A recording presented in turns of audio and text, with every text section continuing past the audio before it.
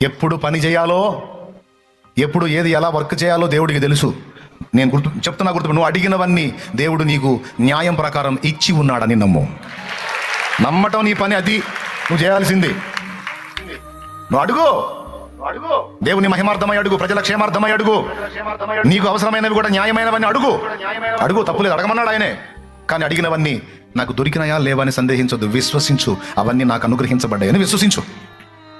ఎప్పుడెప్పుడు ఏదేది నీకు అందుబాటులోకి రావాలో మొత్తం వస్తాయి. ప్రభా నాకు ఇది ఇచ్చావా అని నువ్వు అడిగితే, నువ్వే అడిగావుగా అంటాడు. ఎప్పుడు అడిగాను? గుర్తులేదు తండ్రి. ఏడిచావలే, నాకు గుర్తుందిలే పదా అంటాడు. ఏందనుకున్నా? మర్చిపోతాడు అనుకున్నా. ఏంది మొత్తం హృదయంలో పెట్టుకుంటాడు.